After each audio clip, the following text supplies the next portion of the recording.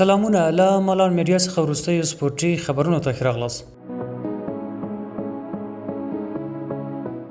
د کندوز ولایت د بدني روزنې او ورزش ریاست او د فوټبال فدراسیون د تازولۍ له لوري د دشت ارچي ولسوالۍ په ورزشي لوبغالي کې د شپږو لوبډلو ترمنځ د فوټسال سیالۍ پیل شوې. دغه سیالۍ به د استقلال پیروزي ځوانانو، رجب قرلق، استقلال ځوانان، قرلق او تاجک قشلاق لوبډلو ترمنځ ترسره شي چې موخه یې د ورزشکارانو ترمنځ د تجربو شریکول دي.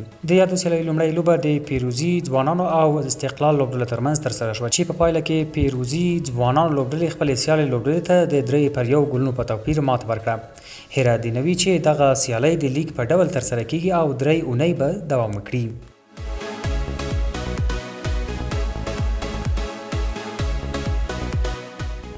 په پلازمینه کابل کې د اولمپیک ملي کمیټې او د ورزش روغتیا او ثروت تر شعار لاندې د اولمپیک نړیوالې ورځې د نمانځنې په مناسبت د بایسکل ځغلونې یو ورځنۍ سیالۍ ترسره شوې. د دغه سیالیو د پیل پر مهال د اولمپیک ملي کمیټې اجرایه رئیس داد محمد پاینده اختري د بایسکل ځغلونې فدراسیون مسؤلینو او ورزشکارانو ګډون درلود. د بایسکل ځغلونې په دغه سیالیو کې 40 تنو ورزشکارانو ګډون درلود چې د اولمپیک ملي کمیټې له انګړ څخه یې د ټلویزیون تر غره پورې د 10 کیلومتره په واټن وهلو کې له یو بل سره سیالي وکړه. په دغه سیالیو کې ګډون کوونکي ورزشکاران هم دا ډول سیالۍ د بایسکل ځغلونې د ورزش ودې لپاره ګټورې بولي.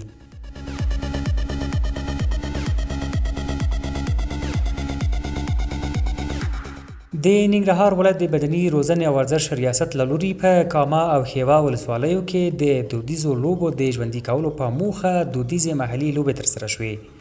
په دغه سیالیو کې د جواد او فواد لوبډلو ترمنځ د بال نیونې سیالۍ ترسره شوه چې هرې لوبډلې 6 لوبغاړي درلودل. هغه لوبډله بریالۍ وه چې تر ډیره بال له ځان سره وساتي چې جواد لوبډلې بریا خپله کړه. همداراز په خیوا ولسوالۍ کې د سترګو پټولو سیالۍ ترسره شوه چې په دې لوبه کې 8 لوبغاړو ونډه اخیسته. د یوه سترګې ورتړل کېدې او کوښښ یې کاوه تر څو نور لوبغاړي ونیسي. د دغه سیالۍ په مراسمو کې له عمومي ریاست څخه راغلي 10 کسیز اپلاوي چې مشري د بدني روزنې او ورزش عمومي ریاست حقوقي سلاکار سید رسول افغاني کوله ګډون کړی وو. د یادو سیالیو د ترسره کېدو او بیا ځلې دود کولو په پار د دواړو ولسوالیو ولسي خلکو خوښي څرګنده کړه او غوښتنه یې وکړه چې دودیزو لوبو ته ځانګړې پاملرنه وشي.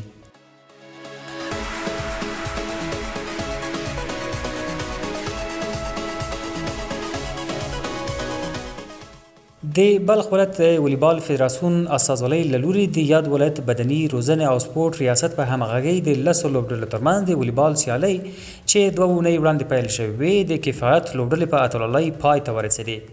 د دې ټورنمنټ پایلوبه د کفایت او عامه روغتیا لوبډلو ترمنځ ترسره شوه چې په پایله کې کفایت لوبډلې د 3-1 میدانونو په توپیر خپلې سیالۍ لوبډلې ته ماتې ورکړه. د پایلوبې په مراسمو کې د ورزش مسؤلینو ترڅنګ د والیبال فدراسیون استازو، د دولتي ادارو استازو، ځوانانو او ګڼ شمېر مینوالو برخه اخیستې وه. په پای کې په ګټونکو لوبډلو او غوره لوبغاړو کپونه، ستاینلیکونه او سپورټي جامې وویشل شوې.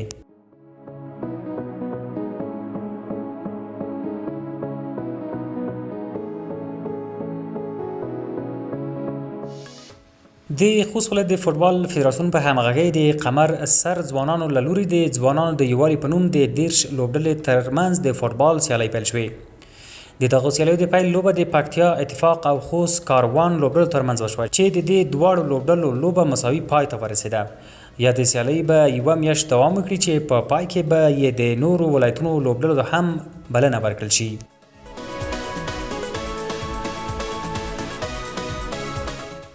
د میدان وردګ ولایت په جغتو ولسوالۍ کې د ټیپبال کرکټ سیالۍ چې د دې ولایت د بدني روزنې او سپورټ امریت او جغتو ولسوالۍ ورزشي کمیټې له لوري د تکی په کلي کې 2 اونۍ وړاندې د 25 لوبډلو ترمنځ پیل شوې.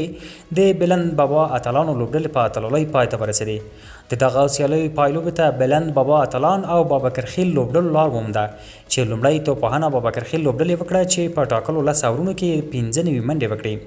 په مقابل کې د بلند بابا اتلانو لوبډلې د 15 وکټو په زیان ټاکلی هدف په 9 اور کې پوره کړ او دغه تورنمنټ اتلولي خپله کړه.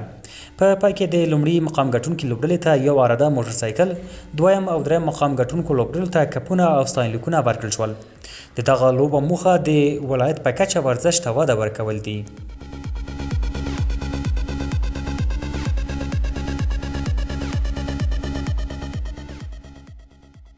د سوپرکولا او افغان کرکټ بورډ ترمنځ د عمومي مالي ملاتړي هوکړلیک وغځول شو. د افغانستان کرکټ بورډ او سوپرکولا شرکت د مسؤلینو ترمنځ د افغانستان کورنیو او نړیوالو سیالیو د عمومي مالي ملاتړي د لاسلیک شوي تړون پر غځولو هوکړه وشوه. د یاد تړون له مخې به سوپرکولا شرکت د روان کال تر پایه د افغانستان کرکټ ملي او کورنیو سیالیو مالي ملاتړ ته دوام ورکړي.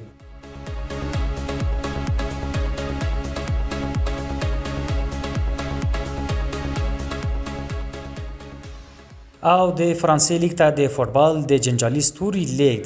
د رسنیو د راپورونو له مخې په دې ورځو کې د فوټبال جنجالي ستوری بنجامین مندي بالاخره په محکمه کې له برات وروسته یوه لوبډله وموندله او په فرانسه کې له لوریان سره یوځای شو. فرانسوي لوبغاړی چې په مارسي او موناکو کې له ځلیدو وروسته د تاریخ تر ټولو ګران بیه لوبغاړي په توګه مانچسټر ښار ته رسېدلی، تېره اونۍ مندي له ټولو تورونو خلاص شو چې د ډېری فوټبالرانو غبرګونونه یې راوپارول.